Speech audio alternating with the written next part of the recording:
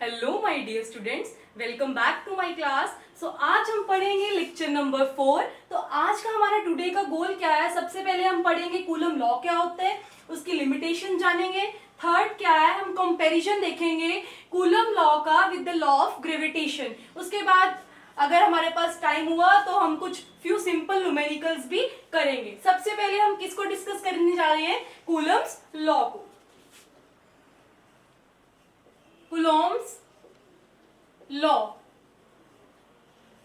तो last lecture में हमने आपको बताया था that charges are of two types, one is known as positive charge, other is known as negative charge. और हमने ये भी डिस्कस किया था कि लाइक चार्जेस क्या करते हैं, रिपेल करते हैं, और अनलाइक क्या करते हैं, अट्रैक्ट करते हैं। ठीक है, तो जो लाइक रिपेल कर रहे हैं और अनलाइक अट्रैक्ट कर रहे हैं, ठीक है, वो कितनी फोर्स से अट्रैक्ट कर रहे हैं या कितनी फोर्स से वो रिपेल कर रहे हैं, वो हमें कहां से पता चलता है? वो हमें कौन बताते हैं? कूलम लॉ बताता है कि वो कितनी फोर्स से अट्रैक्ट करते हैं और कितनी फोर्स से वो रिपेल करते हैं। कौन बताता है हमें? वो कूलम्स लॉ बताता है। तो कूलम लॉ की हम एक डेफिनेशन लिख सकते हैं। हम क्या लिखेंगे? That the electric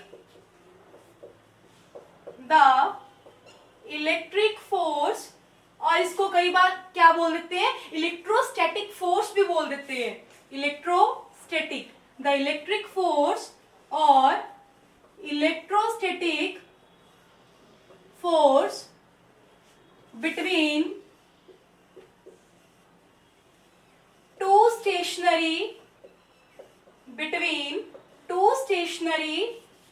point charges, between two stationary point charges. Stationary का मतलब क्या है? जो चीज रुकी हुई है। ठीक है, स्टेशनरी रेस्ट पोजीशन पे है। पॉइंट का मतलब क्या है? एक छोटा सा चार्ज। ओके, सपोज आप मान लीजिए आपके पास क्या है, दो क्या है, चार्जेस है। You have two charges, first one is Q1, second one is Q2। Both are separated by a distance r। उनका जो सेंटर से सेंटर का डिस्टेंस है वो कितना? उनका r। Centre to centre distance is r। अब एज्यूम करिए दोनों चार्जेस मेरे पास क्या है? पॉजिटिव चार्ज है। ये भी पॉजिटिव चार्ज है और ये भी पॉजिटिव चार्ज है।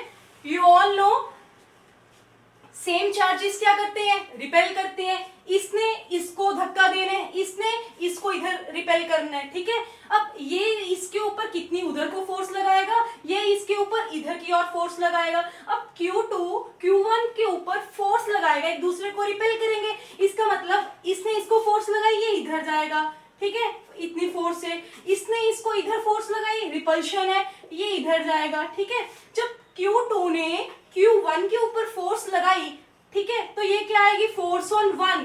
फोर्स ऑन वन पे फोर्स लगी, किसके कारण?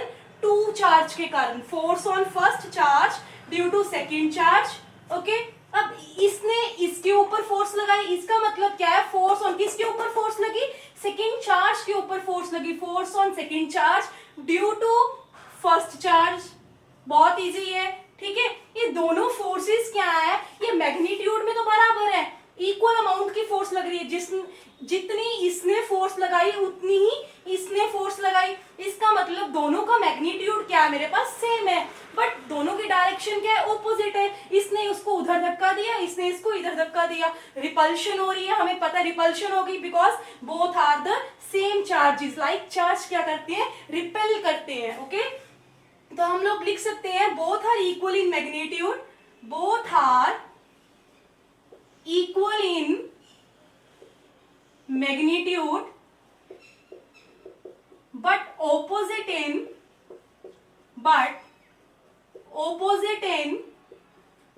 direction।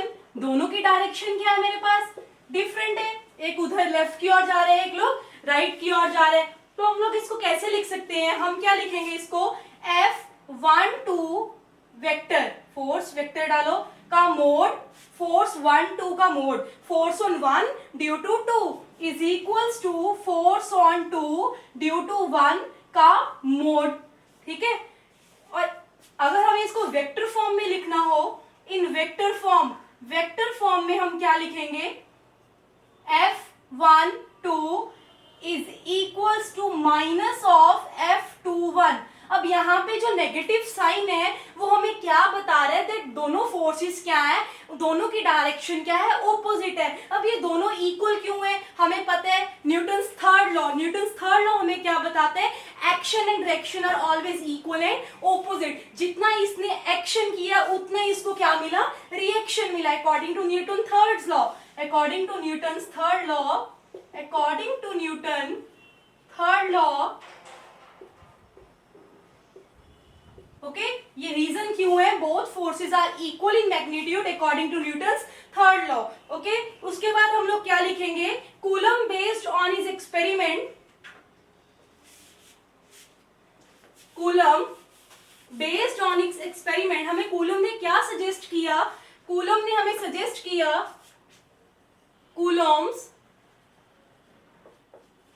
Based on his experiment.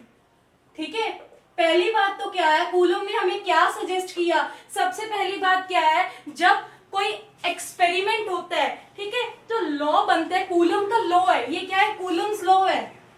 ठीक है, लॉ का कभी भी कोई प्रूफ नहीं होता। ठीक है, जो लॉ होते हैं ये एक्सपेरिमेंटल बेस्ड होते हैं, लॉज क्या होते हैं, एक्सपेरिमेंटल बेस्ड होते हैं, इनका अपना कोई प्रूफ नहीं होता। तो हमें इन्होंने क्या सजेस्ट किया, इन्होंने हमें बोला दैट जो फोर्स है it is directly proportional to Q1 Q2 product of the two charges. सबसे पहली बात हमें कूलम ने क्या बताई कि जो फोर्स है वो प्रोडक्ट ऑफ टू चार्जेस के क्या है, डायरेक्टली प्रोपोर्शनल। इसका मतलब क्या है, जितने बड़े बड़े हम लोग चार्ज लेंगे उतनी ज्यादा क्या उनमें रिपल्शंस क्या होंगी, ज्यादा होंगी। जितना ज्यादा चार्ज ज्यादा होगा उतनी ज्यादा फोर्स भी क्या है, ज्यादा होगी, रिपल्सिव फोर्स भी क्या है, ज्यादा होगी।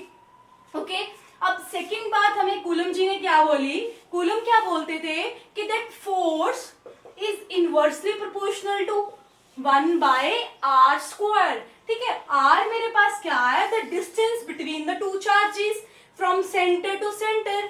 ठीक है, अगर मान लीजिए मेरे पास ये एक चार्ज है, ये दूसरा चार्ज है, अगर दोनों के बीच में मैं डिस्टेंस क्या रखूं, 2। ठीक है, r की वैल्यू मैंने क्या रखी, 2, तो 1/ये 2 है, तो 2 का हम लोग स्क्वायर करेंगे, कितना होगा, 4। इसका मतलब अगर डिस्टेंस मैंने 2 रखा तो 2 का स्क्वायर 4। ठीक है, इसका मतलब फोर्स मेरे पास 4 गुना कम हो जाएगी। ठीक है, जैसे ही मैं डिस्टेंस को इंक्रीज करती जाऊंगी, ठीक है, तो फोर्स क्या है, कम होती जाएगी।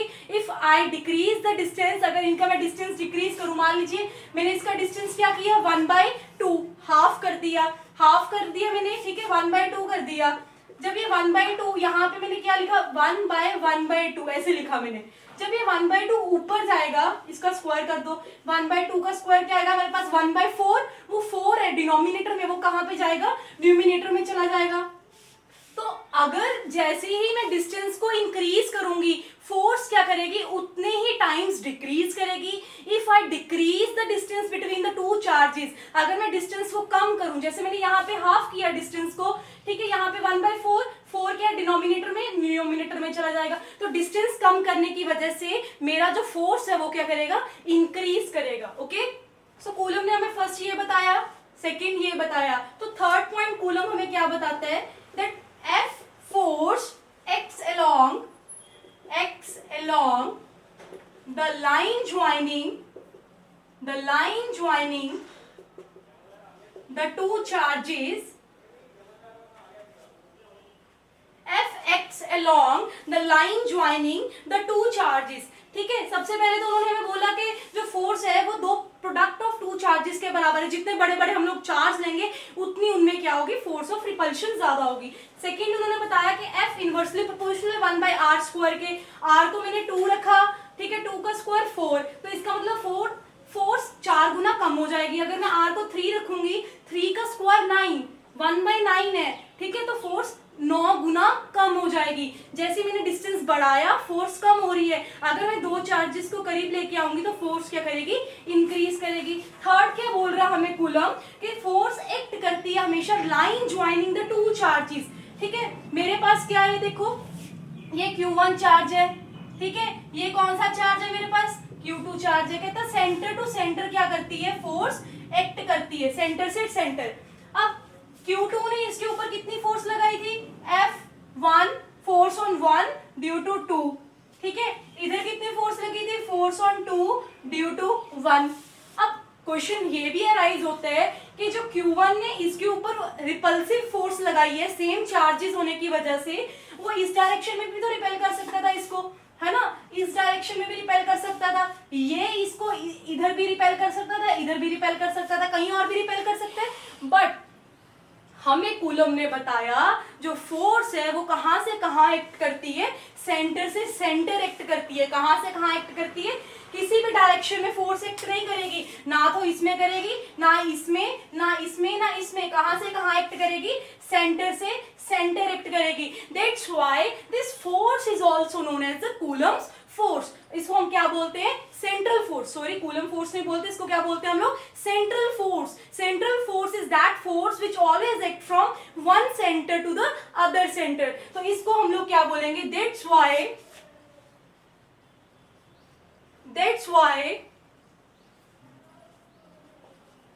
दिस इज नोन एज, इसको हम लोग क्या बोलते हैं, सेंट्रल फोर्स। सेंट्रल फोर्स को हम लोग ऐसे भी लिख सकते हैं, सेंटर टू सेंटर। ओके, यहां तक तो आपको सब कुछ क्लियर हो चुका होगा। और हमने ये भी बात की थी, लाइक चार्ज क्या करते हैं, लाइक चार्ज क्या करते हैं, सेम चार्जेस प्लस प्लस क्या करते हैं बच्चों, रिपेल करते हैं, ठीक है। अनलाइक चार्जेस क्या करते हैं, अट्रैक्ट करते हैं, ठीक है। यहां तक तो मुझे लगता है सबको क्लियर हो चुका है। अब कूलम लॉ को तो हमने डिस्कस कर लिया है, ठीक है। अब हम क्या देखने जाएंगे, कूलम की इक्वेशन क्या है। Now we are discussing the Coulomb equation. तो कूलम इक्वेशन में क्या है मेरे पास, Coulomb equation. Now see the Coulomb equation. First हमें क्या बोला था, F is directly proportional to Q1 Q2। Second हमें क्या बोला था, F is inversely proportional to 1 by R square। This is our first equation, this is our second equation। On combining 1 and 2 हमें दोनों को क्या करना है, कॉम्बाइन करना है। क्या करना है, combining 1 and 2।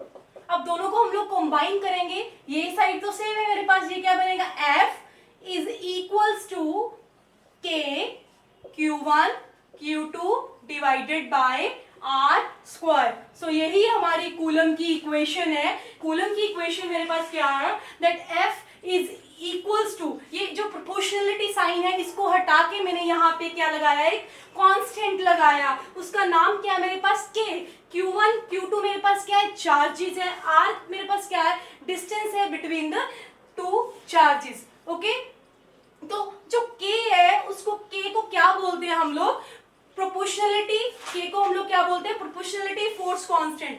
Proportionality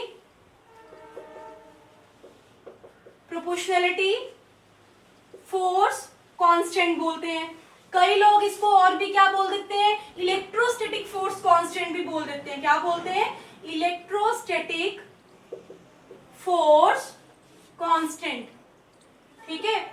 proportionality force constant और इलेक्ट्रोस्टैटिक फोर्स कांस्टेंट भी बोल देते हैं, ठीक है। और K की जो वैल्यू है, K कांस्टेंट है जो हमारा, जो इसकी वैल्यू है मेरे पास, वो कितनी होती है, इसकी जो K है, K किस पे डिपेंड करता है, K मीडियम पे डिपेंड करता है। हमारा मीडियम एयर है, हमारा मीडियम वाटर है, हमारा मीडियम ऑयल है, एनी कंडक्टर है, K की वैल्यू हमेशा मीडियम पे डिपेंड करती है, ठीक है। K always depend upon medium, K always depend on medium. कौन सा मीडियम ले रहे हैं हम, एयर ले रहे हैं, हम वाटर ले रहे हैं, ऑयल ले रहे हैं, कंडक्टर ले रहे हैं, कुछ भी हो सकता है, ठीक है। तो K की जो वैल्यू है मेरे पास वो कितनी होती है, फॉर एयर के लिए या फिर वैक्यूम के लिए। जो जर्नल हमारे पास मीडियम है, कॉमन मीडियम है, कॉमन मीडियम हमारे पास कौन से हैं, एयर है और वैक्यूम है। उसके लिए जो K की वैल्यू है वो कितनी होती है मेरे पास,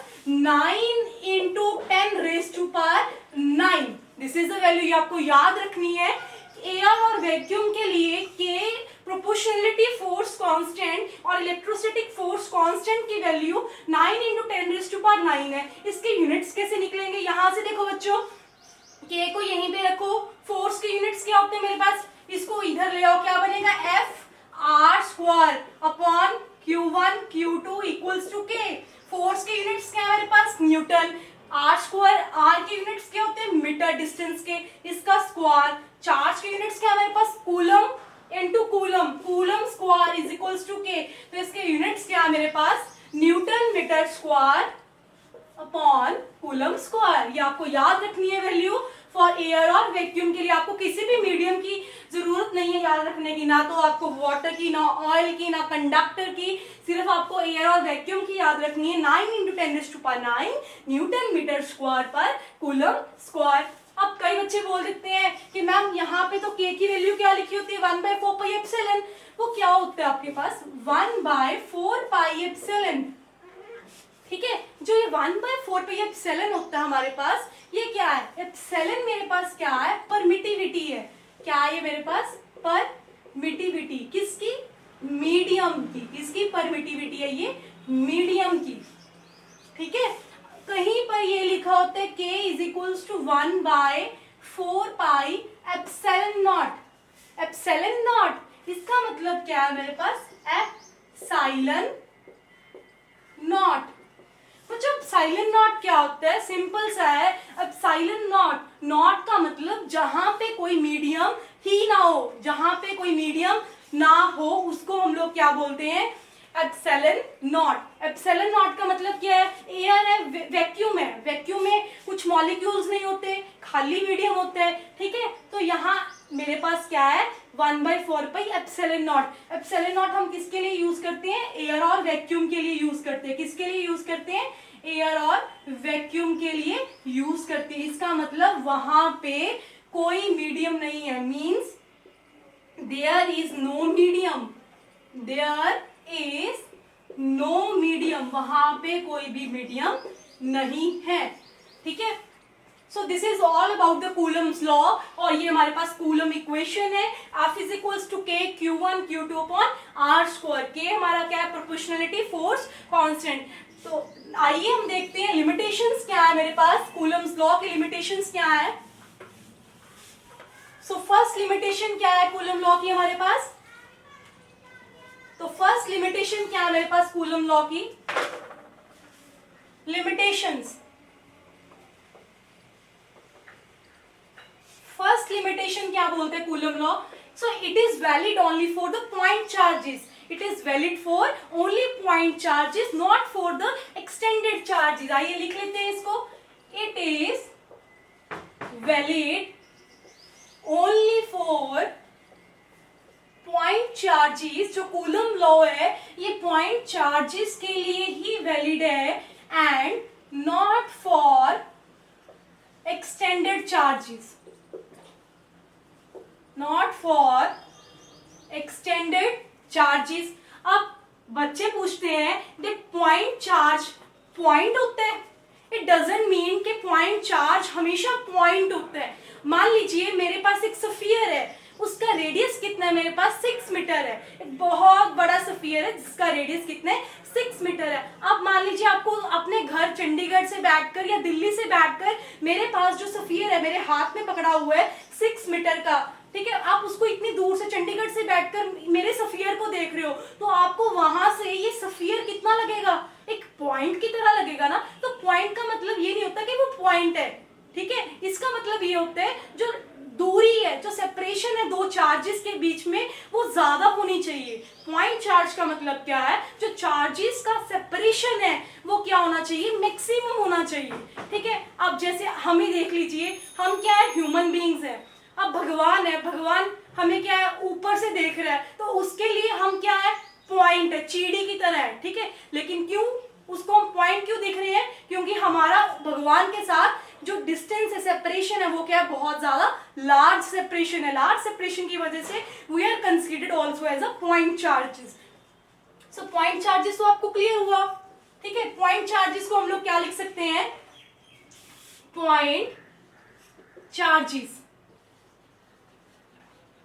तो आप लोग पॉइंट चार्जेस को क्या लिख सकते हो, the size of charge, the size of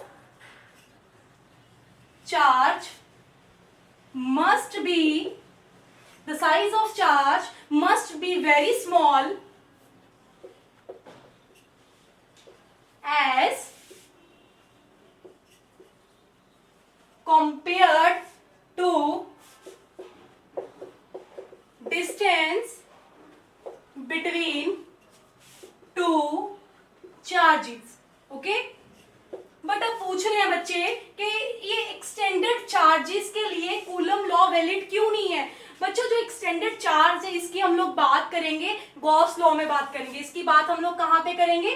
Gauss law में बात करेंगे। वहां पे क्या होगा, हमें क्या है, एक लीनियर चार्ज दिया जाएगा, ठीक है, बहुत सारा लीनियर चार्ज होगा, यहाँ पे चार्ज, उसका डिस्टेंस यहाँ से फाइंड करना होगा। तो हम लोग क्या करेंगे, इसके ऊपर एक्सटेंडेड चार्जेस के ऊपर हम लोग कूलम लॉ नहीं लगा सकते, बट हम क्या करेंगे, वहां पे हम इस चार्ज को क्या करेंगे, या ये चार्ज है मेरे पास, इसको क्या करूंगी मैं, यहाँ से कट कर लूंगी, छोटे छोटे पीसीज में कट कर लूंगी, यहाँ से कट, यहाँ से कट, यहाँ से, यहाँ से, यहाँ से। तो जब छोटे छोटे पीसीज में हम लोग एक बड़े चार्ज को कट कर लेंगे इस चार्ज के लिए निकालने के लिए, तो हम छोटे चार्ज, बड़ा चार्ज तो मेरे पास क्यों है, जब मैं कट करूंगी तो वो क्या बन जाएगा, डी क्यू अमाउंट का चार्ज बन जाएगा। तो स्मॉल चार्ज के ऊपर जो डी क्यू अमाउंट का चार्ज है वो एज अ पॉइंट चार्ज की तरह काम करेगा, तो उसके ऊपर हम लोग क्या लगा सकते हैं, कूलम लॉ अप्लाई कर सकते हैं। सेकेंड लिमिटेशन हमारी क्या है, जो कूलम लॉ है it is valid only for, it is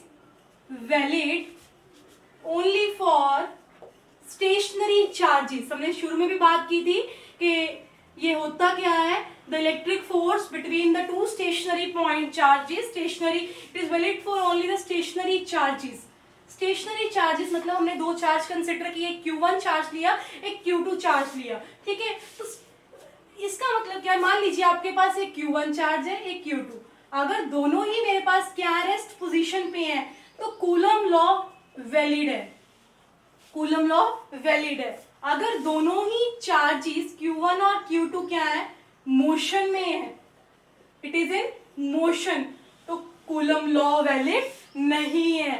अगर एक भी चार्ज रेस्ट में है, ठीक है, अगर एक भी चार्ज मेरा रेस्ट में है तो भी ये लॉ क्या है, वैलिड है। या तो दोनों रेस्ट में हो तो भी वैलिड है, एक रेस्ट में हो तो भी वैलिड है कूलम लॉ। अगर दोनों ही मोशन में है तो कूलम लॉ को हम लोग वैलिड नहीं कर सकते। और इसके थर्ड लिमिटेशन हमारे पास क्या है, थर्ड लिमिटेशन क्या है, that it is not valid, it is coulomb law, it का मतलब क्या है, कूलम की बात कर रहे हैं, it is not valid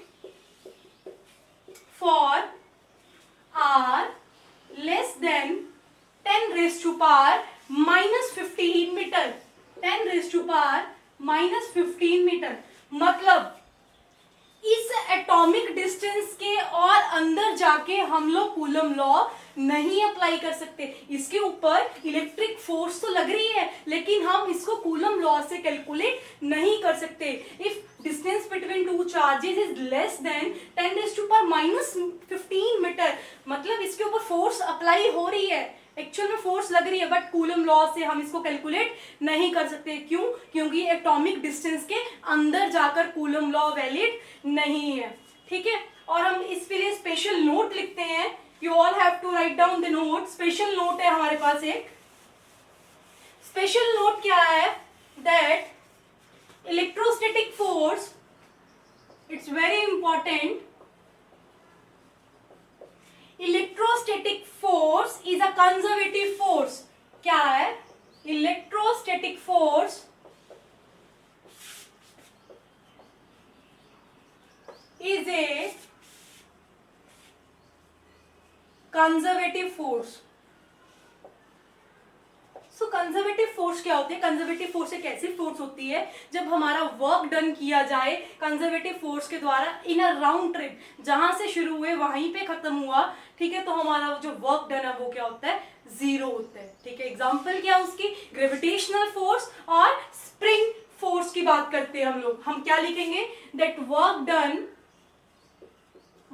done by A conservative force, जो कॉन्जर्वेटिव फोर्स कुछ वर्क डन कर रही है किसमें? इन अ राउंड ट्रिप में, ठीक है, एक सर्कल अपना कंप्लीट कर रही है, जहां से शुरू है वहां से खत्म है। In a round trip is zero, in a round trip is 0। इसकी एग्जांपल कौन सी है आपके पास, कौन सी है, कंजर्वेटिव फोर्स कौन सी है, gravitational force is conservative force, spring force is also conservative force. Okay, so आपको लिमिटेशंस भी पता चल गई हैं, आपको कूलम लॉ भी पता चल गया, आपको कूलम इक्वेशन भी पता चल गई, F इज इक्वल्स टू के Q1 Q2 upon R square. अब हम किसकी बात करेंगे, कंपैरिजन देखेंगे with Newton's law of gravitation के साथ। द डिफरेंस, कंपैरिजन देखना हमें लॉ ऑफ ग्रेविटेशन के साथ। जो कूलम लॉ है ये बिल्कुल सिमिलर है न्यूटन्स लॉ ऑफ ग्रेविटेशन के साथ। आपके पास क्या है, सपोज आपके पास दो चार्ज हैं,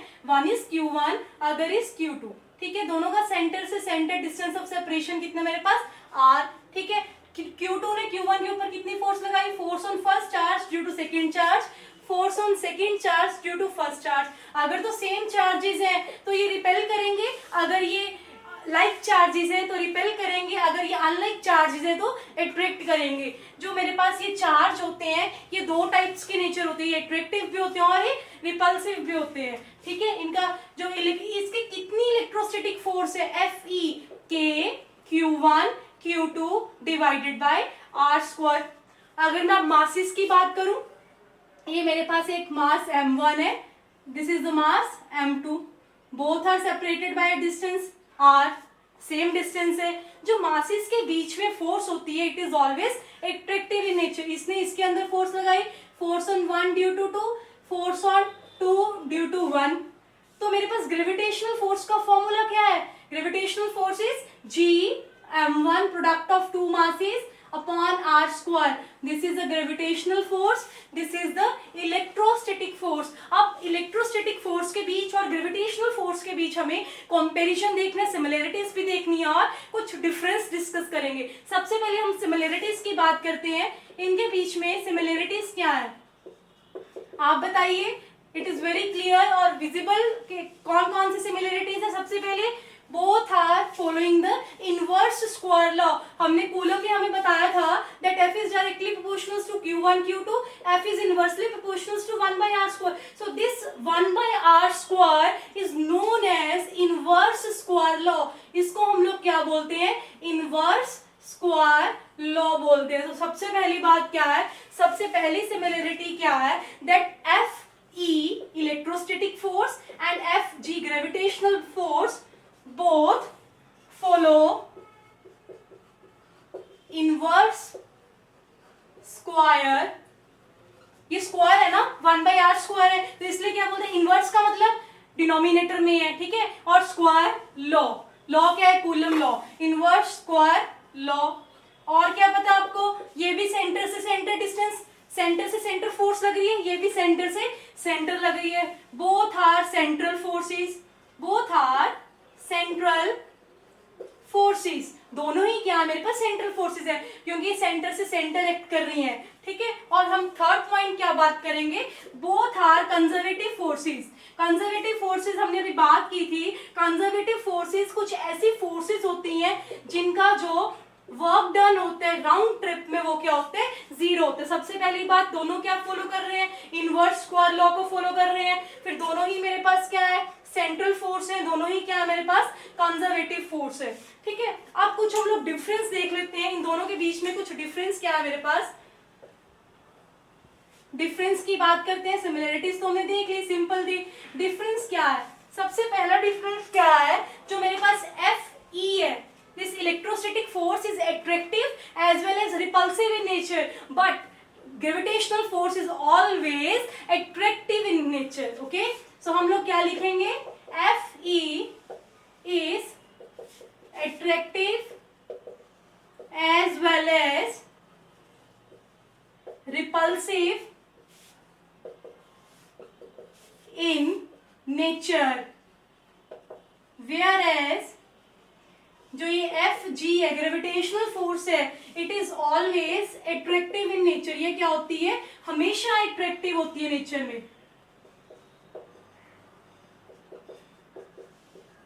is it clear, okay.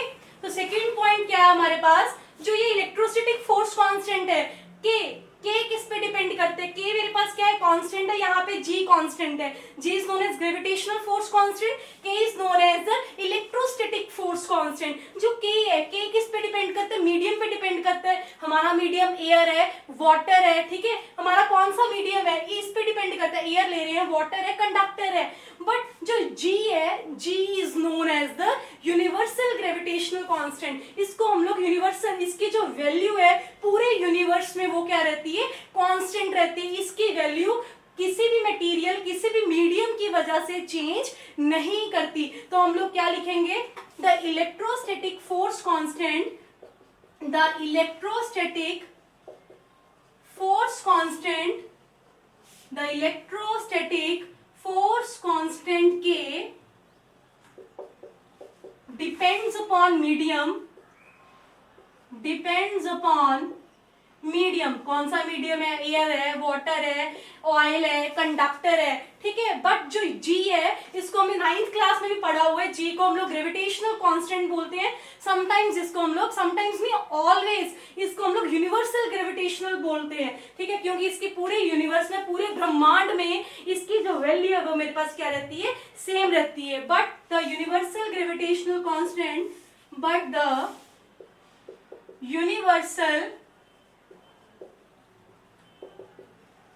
Gravitational constant जी, जो ये मेरे पास यूनिवर्सल ग्रेविटेशनल कांस्टेंट जी है, इसकी मेरे पास जो वैल्यू होती है क्या होती है, मेरे पास फिक्स्ड वैल्यू है, हैव फिक्स्ड वैल्यू, इसकी वैल्यू मेरे पास क्या है, फिक्स्ड वैल्यू है। आपको समझ आ चुका है सिमिलैरिटीज क्या है, दोनों ही इनवर्स को लॉ फॉलो कर रहे हैं, दोनों ही मेरे पास सेंटर से सेंटर एक्ट हो रही है, दोनों ही मेरे पास कंजर्वेटिव है, वर्क डन राउंड ट्रिप में 0 है। डिफरेंस क्या है, ये अट्रैक्टिव भी और रिपल्सिव भी है, electrostatic, but gravitational is always attractive in nature. Second हमने बात की, ये मीडियम पे डिपेंड करती है, ये मीडियम पे डिपेंड नहीं करती, इसकी वैल्यू क्या है, सारे ब्रह्मांड में इसकी वैल्यू क्या है, मेरे पास फिक्स्ड वैल्यू है। जो हमारा थर्ड डिफरेंस क्या है, थर्ड डिफरेंस है that electrostatic force is always greater than the gravitational force. क्यों, हम लोग वो हमें पता है जो ग्रेविटेशनल फोर्स है, this is a weak force, this is a weak force. अभी हमने बात की दैट इलेक्ट्रोस्टैटिक फोर्स क्या होती है हमारे पास, के Q1 Q2 upon R square, है ना, और ग्रेविटेशनल फोर्स हमारे पास क्या होती है, capital G M1 M2 upon R square. और ठीक है, क्योंकि इलेक्ट्रोस्टैटिक फोर्स की हमें के की वैल्यू पता है, इसमें हमें के की वैल्यू पता है, ये किस पे डिपेंड करता है, के पे डायरेक्टली प्रोपोर्शनल है ना। तो के की वैल्यू मेरे पास कितनी है, हम इसको कैसे डिफाइन कर सकते हैं, आपको कैसे समझा सकती हूँ मैं कि इलेक्ट्रोस्टैटिक की फोर्स ज्यादा है ग्रेविटेशनल से। देखो के की वैल्यू कितनी है मेरे पास, 9 × 10⁻⁹। इसके यूनिट्स क्या है मेरे पास, के को इधर ही रखूंगी, इसको उधर लेके गई, Newton metre square, charge into charge Coulomb square, Newton metre square पर कूलम स्क्वायर, ठीक है। और जी की वैल्यू मेरे पास क्या आएगी, जी की वैल्यू कितनी होती है, 6.67 × 10⁻11। देखो इसके यूनिट्स क्या आएंगे, इसको उधर लेके जाएंगे, न्यूटन फोर्स के, आर के metre square, mass into mass, mass is in kg, kg square, ठीक है। इसके यूनिट्स क्या आएंगे, Newton metre square upon kg square. आपको पता ही चल रहा है 10⁻⁹ कितना छोटा है एज कम्पेयर टू 10⁻⁴। सो जो मेरे पास ग्रेविटेशनल फोर्सेज है, these are the weak forces. तो अब तक हमने डिस्कस कर लिया, स्टार्टिंग में हमने कूलम लॉ की बात की थी, फिर मैंने आपको कूलम इक्वेशन बताई थी। कूलम इक्वेशन क्या थी आपके पास, F = K Q1 Q2 upon R square. हमने कूलम इक्वेशन को डिस्कस किया था अच्छे से।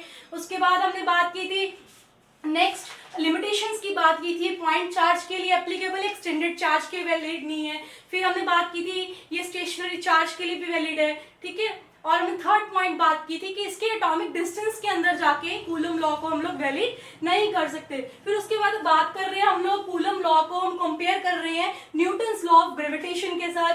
फर्स्ट मैंने देखा सिमिलरिटीज देखी 3, उसके बाद 3 ही मैंने क्या देखी, तो आइए डिफरेंट टॉपिक के रिगार्डिंग हम लोग कुछ सिंपल न्यूमेरिकल्स देखते हैं। So find the ratio of electrostatic force. आपको पता है इलेक्ट्रोस्टैटिक फोर्स कौन सी होती है, Fe to gravitational force. Gravitational force is Fg between the two electrons. दो इलेक्ट्रॉन्स के बीच में आपने इलेक्ट्रोस्टैटिक और ग्रेविटेशनल फोर्स की क्या निकालनी है, रेशियो निकालनी है। Two electrons kept at in free space, ठीक है। सबसे पहले हमें दो इलेक्ट्रॉन्स के बारे में निकालना है। हमें इलेक्ट्रॉन्स का मास पता है। इलेक्ट्रॉन्स का मास कितना होता है? Mass of electron is equals to 9.1 into 10⁻⁻31 kg। ठीक है। इलेक्ट्रॉन के ऊपर चार्ज कितना होता है? इलेक्ट्रॉन के ऊपर चार्ज होता है 1.6 इंटू 10⁻⁻19 कूलम्स। ओके, आपको ये भी पता है इलेक्ट्रोस्टैटिक फोर्स कांस्टेंट में क्या यूज होते हैं? के वैल्यू यूज होती है। ठीक है, उसकी वैल्यू क्या है मेरे पास? 9 into 10⁻⁹ Newton metre square upon Coulomb square. Okay, आपको ये भी पता है जी ग्रेविटेशनल कांस्टेंट की कितनी वैल्यू थी? 6.67 into 10⁻⁻11 Newton metre square upon kg square. अब आपको क्या करना है? आपको दो इलेक्ट्रॉन्स का हमने मास लिखा, इलेक्ट्रॉन्स का हमने चार्ज, ये वैल्यूज हमने अपनी तरफ से डाटा हमें पता था, हमने लिख लिया। अब हमें रेशियो निकालनी है। हमें पता है इलेक्ट्रोस्टैटिक फोर्स का फॉर्मूला क्या होता है? के Q1 Q2 upon R square. अभी उसने बोला दैट जो हमारे जो चार्जेस इलेक्ट्रॉन्स हैं, इलेक्ट्रॉन्स को मैंने कहाँ पे रखा है? फ्री स्पेस में।